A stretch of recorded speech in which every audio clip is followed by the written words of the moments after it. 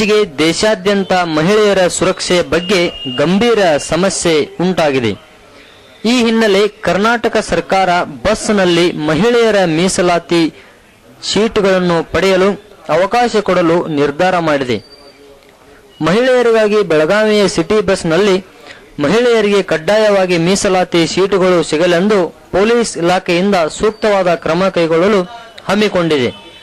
ಮೀಸಲಾತಿ ಮಹಿಳೆಯರ ಸೀಟಿನಲ್ಲಿ ಪುರುಷರು ಕುಳಿತಾಗ 500 ರೂಪಾಯಿ ದಂಡ ವಸೂಲಿ ಮಾಡಲು ಪೊಲೀಸ್ ಇಲಾಖೆ ಮುಂದಾಗಿದೆ. ಅದಕ್ಕಾಗಿ ಸಿಬಿಟಿ ಬಸ್ನಲ್ಲಿ ಪೊಲೀಸ್ ಪೇದೆ ನೇಮಕ ಮಾಡಲಾಗಿದೆ. ಇಷ್ಟೆಲ್ಲ ಮಾಡಿದರೂ ಮಹಿಳೆಯರಿಗೆ ನ್ಯಾಯ ಸಿಗುತ್ತದೆಯೋ, ಕಾನೂನು ವ್ಯವಸ್ಥಿತ ಆಗುತ್ತದೆಯೇ ಎಂದು ಕಾದು ನೋಡಬೇಕಾಗಿದೆ. ಗೌರ್ಮೆಂಟ್ ಚಲೋ ಕಾಯ್ದೆ ಕೊಟ್ಟಿದೆ. ಯಾಕಂದ್ರೆ ಈಗ ಮಹಿಳೆಯರಿಗೆ ಯಾವ ತರಹದ ಹಿಂಸೆಗಳು ನಡೆಯುವುದಿಲ್ಲ. ಏಕೆಂದರೆ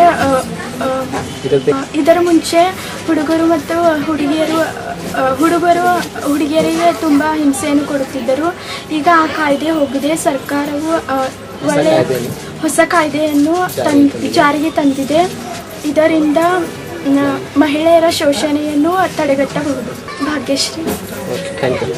ಮಹಿಳೆಯರಿಗೆ ಸೀಟ್ ಕೊಟ್ಬಿಟ್ಕೊಡೋದು ಒಳ್ಳೆಯದು. ಅದನ್ನೆಲ್ಲ ರೀತಿಯ ನಾವು ಅನುಕೂಲ ಮಾಡಿಕೊಡ್ತಾ ಇದ್ದೀವಿ ಪಬ್ಲಿಕ್ಗೆ.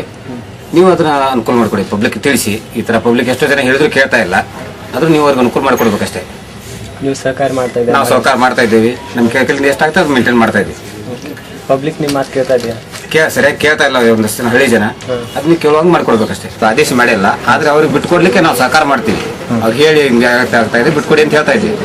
ಬಿಟ್ಕೊಡ್ತಾ ಇದ್ರು. ಬೇರೆ ಖಾಲಿ ಇತ್ತಲ್ಲ ಅದಕ್ಕೆ ಕೂತ್ಕೊಂಡಿದ್ರು ಅಷ್ಟೇ. ಸೆಕೆಂಡ್ ಡಿಪೋ ಪೂರ ಹೆಸರು ಸರ್? ಬಸವರಾಜ್ ರಾಯಪತ್ತಲ್ಲೂರು.